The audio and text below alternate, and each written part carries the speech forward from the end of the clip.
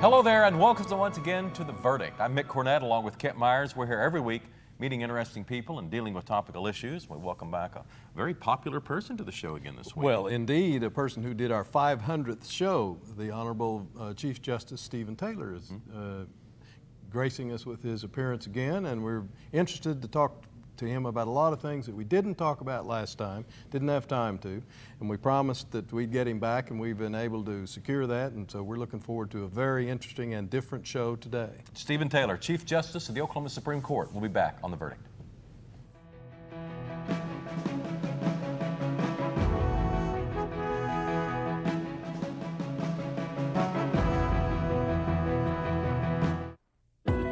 It's time, America.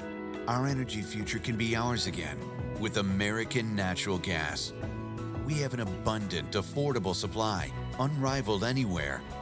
$1 billion a day for importing foreign oil isn't just a statistic, it's an opportunity. 30% lower greenhouse emissions isn't a pipe dream, it's a choice. Now is the time. Chesapeake, America's champion of natural gas. Wilsey, Meyer, Eatman, Tate. We're accountants. We do taxes, business valuations, estate planning, and consulting. And we're right here in Oklahoma, working with the owners of small and medium-sized businesses. Steve Wilsey and Stuart Meyer have the resources and the experience. Wilsey, Meyer, Eatman, Tate in Oklahoma City and Tulsa. This man is having a heart attack, and he doesn't even know he's at risk. Heart attacks aren't always as dramatic as you see on TV. Gone unchecked, heart disease could crumple everything. A simple heart scan could save your life. Get a $50 heart scan at St. Anthony, the most trusted experts in cardiovascular care.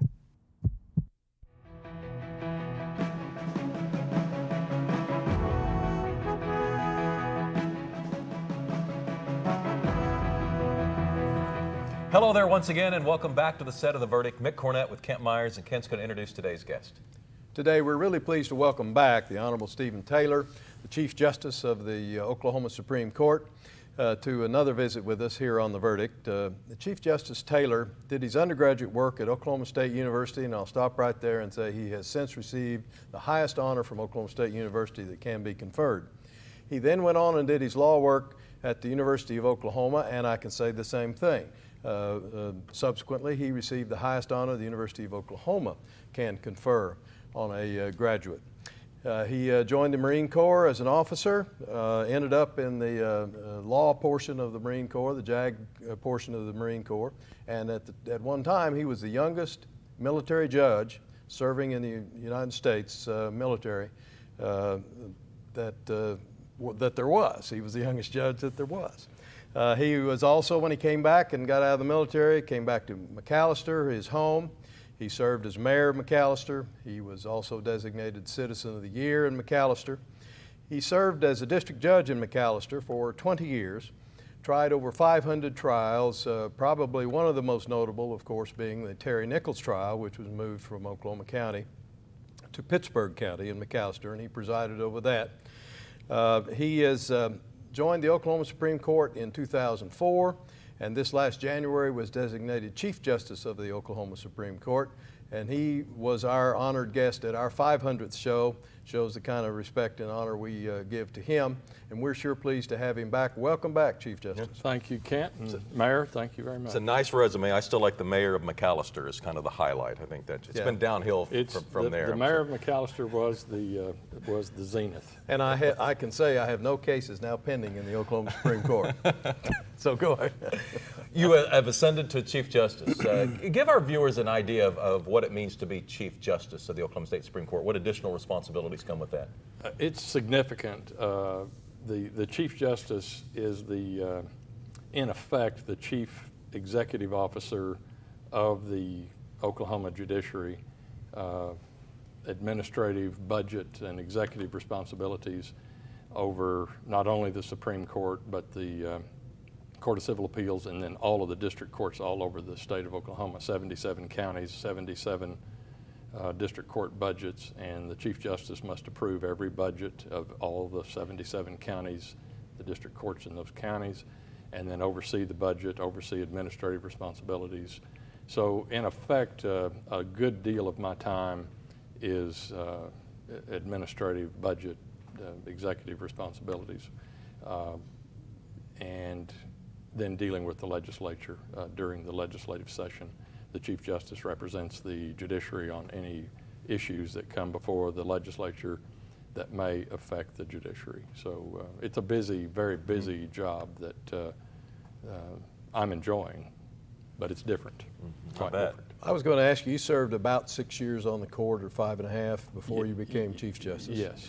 How have you found the transition between your duties as a justice of the Supreme Court and now the Chief Justice? Was that a smooth transition? It was smooth because the years before I became Chief Justice, I watched other Chief Justices and of course learned from all of the justices senior to me who had been Chief Justice in the past, and got a sense of the tradition. And it is the Supreme Court of Oklahoma is heavily entrenched in tradition, and so you have a sense of it, and it's an important tradition that we all really guard, and so the transition's been very smooth. What surprises did you find in the office when you Just got the there? amount of time that I spend each day with certainly non-judge responsibilities of dealing with everyday problems of managing and administering a big operation with a lot of people and a lot of judges. And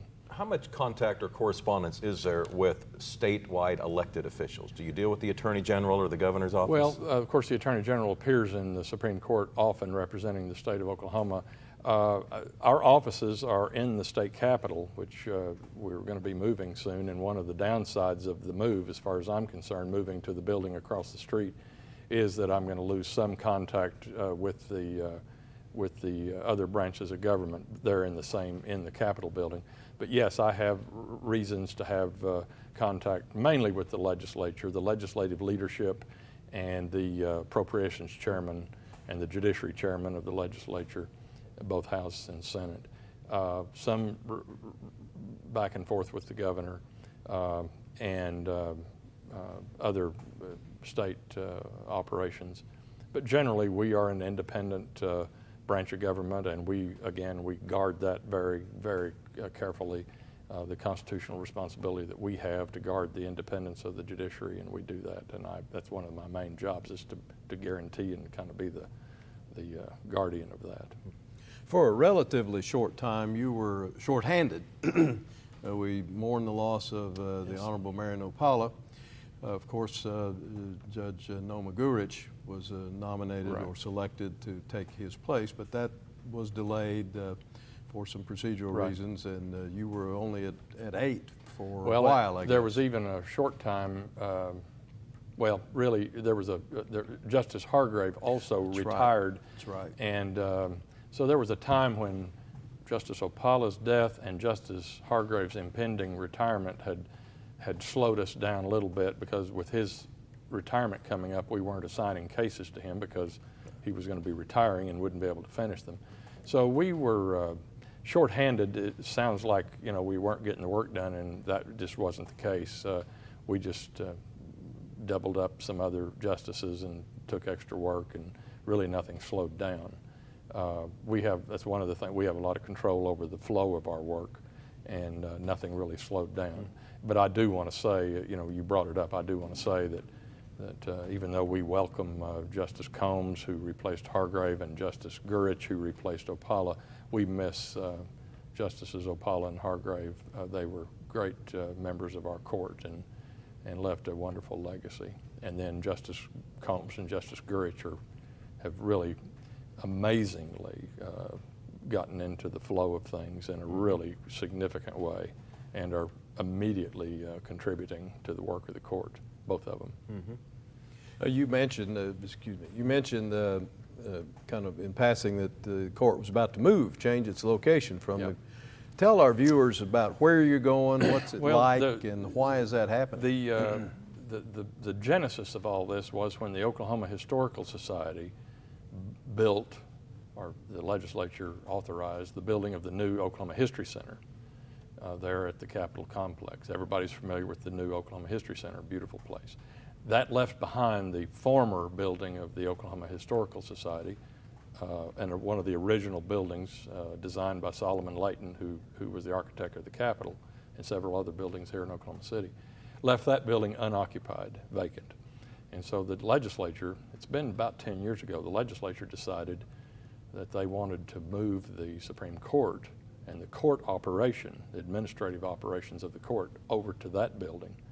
And I think they also coveted we have some very prime space on the west wing of the second floor of the Capitol, and they have, someone has plans for our space in the Capitol. So we're going to be, that work has now been completed, and the old History Center has been remodeled in some addition to it to turn it into what will be called the Oklahoma Judicial Center, and it'll be the headquarters for the judicial branch of government. Most states, and of course the United States, have a separate building for the judiciary. The Supreme Court of the United States is in a separate building, and most states have a separate building. And so that's good, and it's also good that that old building is being saved and used, and it's a beautiful old building, and it's been saved and remodeled. The downside, as I mentioned, is I really am going to miss being in the Capitol. I like being in the Capitol. I like the presence of the Supreme Court in the Capitol.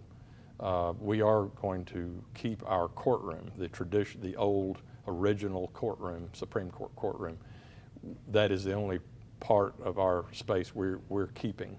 And so all of our oral arguments and all of our court sessions and all of our ceremonial sessions will be across the street in the Capitol. Chief Justice Stephen Taylor, today's guest on The Verdict. We'll be back with more right after this.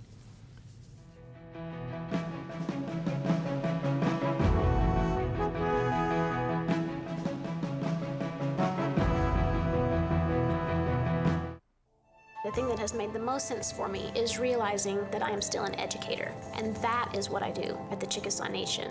I'm Dr. Amanda Cobb-Greetham. I'm a historian, and I'm Chickasaw. The Chickasaw Cultural Center is amazing. It is a very, very special place devoted to the sharing and to the celebration of Chickasaw history and culture. State-of-the-art technology, exhibits that are not like anything I've ever seen. The Spirit Forest is incredible, and you feel as if you have actually just walked into a forest with huge trees all around you. It's timeless, and yet it's sort of also representative of our time depth, to really just sort of reach through time and touch the past. By the end of the exhibits, you really have a sense of Chickasaw cultural and political resurgence and the extent to which we are a healthy, dynamic, and vital tribe today. Chickasaws have always been an inclusive people. This is something for the whole community and for the state of Oklahoma. In 25 years, world energy demand will grow by 44%, with oil and natural gas largely meeting the need. The question is, will America's demand be met by American resources? Oklahoma says yes. We're developing the largest oil and natural gas discoveries America has seen in 40 years. It's creating jobs and millions in tax revenue for schools, roads, and hospitals. Oklahoma's oil and natural gas industry, advancing our state, empowering our nation. When you have something important to communicate, it becomes clear that there's a lot of competition for your audience's attention. So how can your message stand out and actually resonate with your audience? Legal Graphics has the answers. The team at Legal Graphics will work with you to plan, design, and even test your presentation to ensure your message will be heard and remembered. Call Legal Graphics today to schedule an appointment. The readiness is all.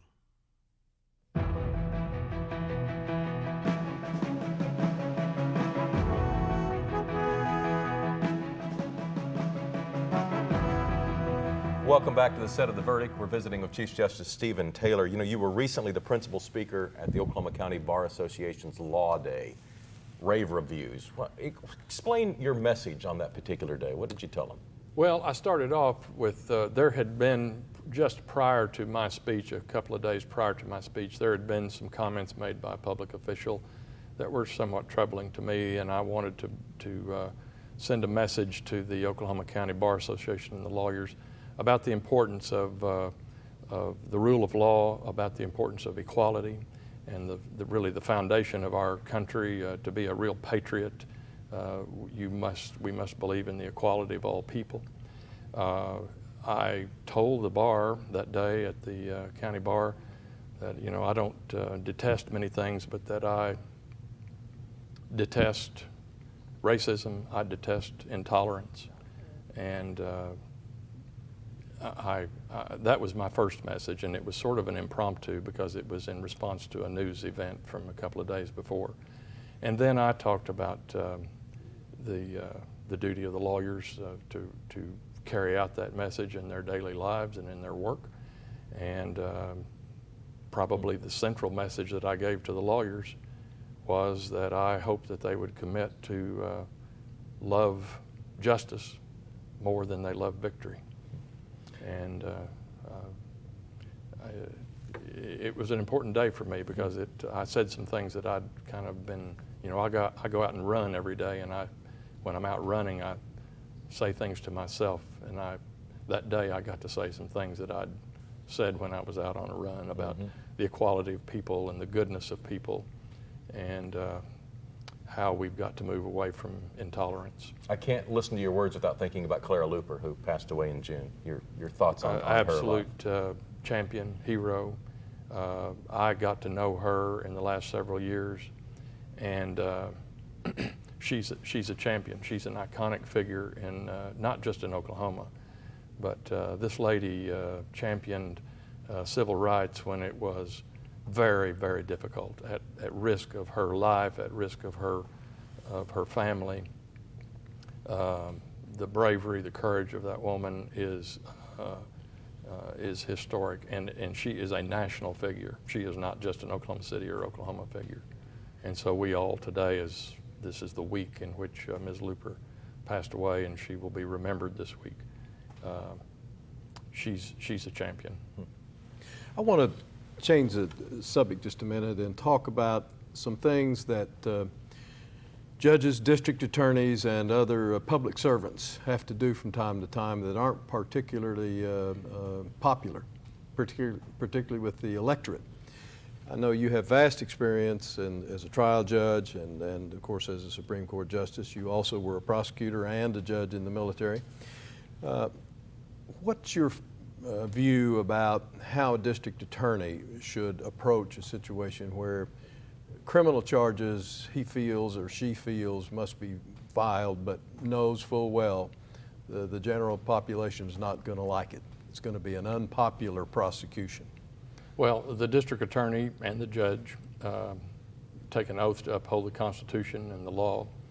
And frankly, to answer that question, the best way to answer it is that district attorneys, their job does not involve popular opinion. Their job does not, there's no part of their job that should be weighed by what is popular, what the polls say. Their job is to uphold the law and to make decisions, use their best judgment to uphold the law, and if they feel a case needs to be filed and prosecuted, if they don't do that, they are violating their oath. And if they stick their finger up in the wind and take a poll before they decide what to prosecute and what not to prosecute, they should be taken out of office. That is a violation of their oath. And judges the same way, actually more so.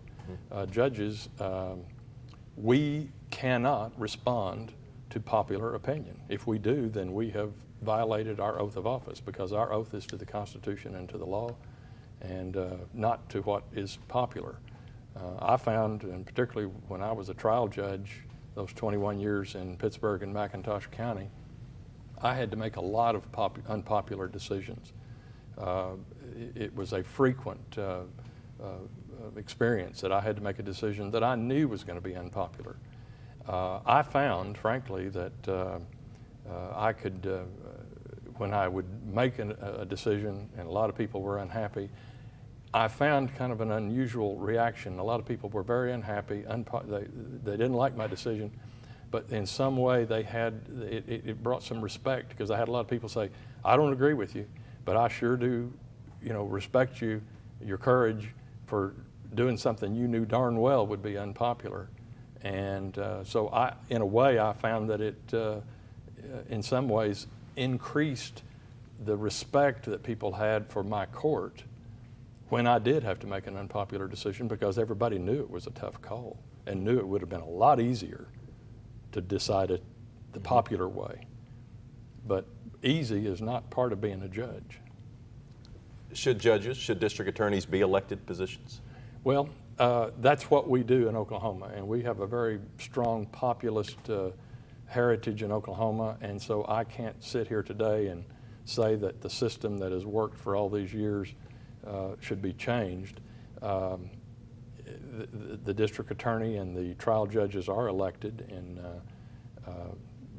then the appellate judges, like myself, stand for retention every 6 years, where a yes/no vote, and so any of us is subject to being removed by the voters.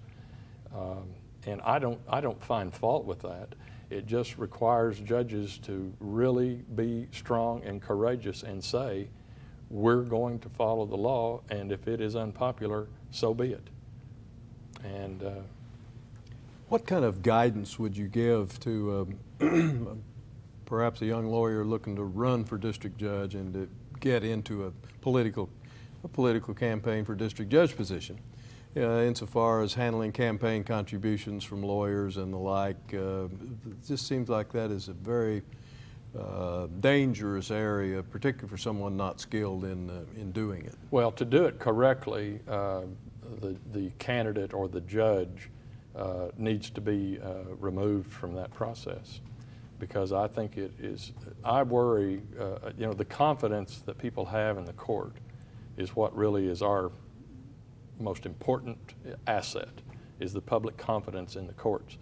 And I can't think of anything that would destroy public confidence more than some idea that judges are responding to political contributions in the decisions that they make. I can't imagine anything that would erode public confidence more. So judges just have to be removed from that in the campaign process. And that's the downside, Mayor, to electing judges, is because they do get pushed into situations that are political, in the sense that they are standing for election and running against another person. So the only hope I have is that there be strict adherence to the Code of Judicial Conduct, which has some pretty strong... And has been recently revised to strengthen. Last month, ESPN did a story that ran nationwide, drawing a tie between the Oklahoma City bombing and the Oklahoma City Thunder. You were in a unique position now as a season ticket holder, I presume, because I see you at the games. You provided over the state trial of Terry Nichols. You live very near the Oklahoma Memorial. They rightfully selected you to kind of put this in perspective. We have about 45 seconds left, or a minute. Put it in perspective one more time for this audience. Well, ESPN contacted me, and I responded to them by using the theme that the Thunder's using now is Rise Together, and that theme means a lot more than just the team. It means the whole community. And this community has proven nationwide, there is the Oklahoma City standard that we have proven that this city has responded to adversity, and has not only responded to an adversity by lifting up those who were killed and who were injured in that bombing, but have also responded to adversity by committing their resources and tax dollars and all of the work that's been done. There's no place in the United States that can compare to what's happened in Oklahoma City in the last several years. And perhaps the bookends are the bombing and the Oklahoma City Thunder. Those perhaps are the bookends in between all the work that's been done in this community. And you can see the genesis of it with the bombing, and you can see sort of the result of it with the huge success of the Thunder. Chief Justice Stephen Taylor, today's guest on The Verdict. Thanks very much, Judge. Thank you so much. Okay, this way. Kent and I'll have a final word after this. This way.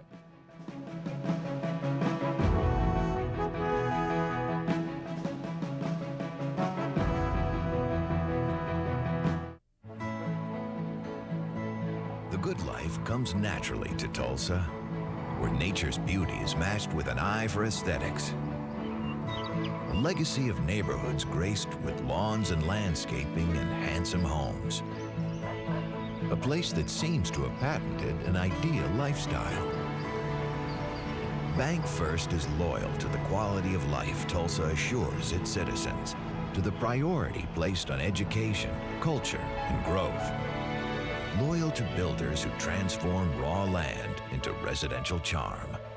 Developers who see opportunity and add vitality to Tulsa's economy. Bank First serves both enterprise and private lives that need a loyal partner. It's how we help nurture this city's very good life. Bank First. Loyal to Oklahoma. Loyal to you. All children deserve a life of hope and love, but sometimes they experience a life of pain, neglect, and abuse. When that happens, each child deserves all the quality assistance and representation that can be offered in our legal system.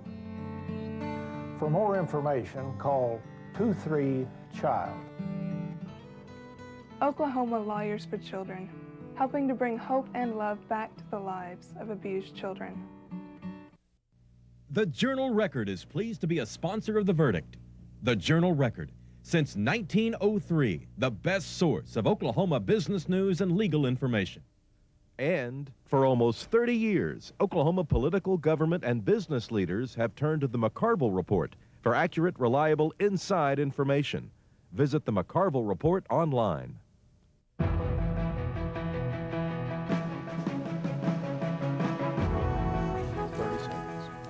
Welcome back to the set of The Verdict. Mick Cornett and Kent Myers wrapping up a show with Chief Justice Stephen Taylor. And we promised a good show, we delivered. Well, he's a magnificent representative.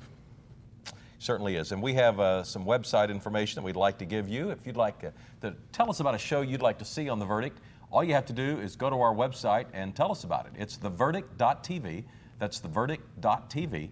You can find more information about the show or send us an email about a topic that you'd like to see on an upcoming show. And we're going to have a show about the Griffins next week. Yes, we're going to meet the parents of Blake and Taylor Griffin.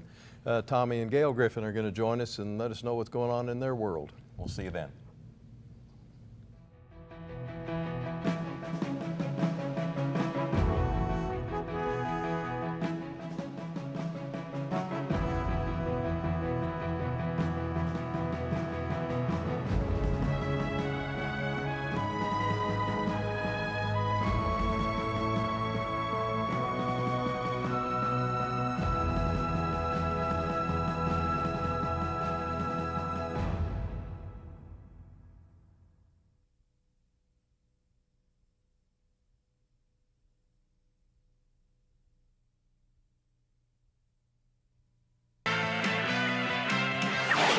The preceding program was produced exclusively for the Cox Channel.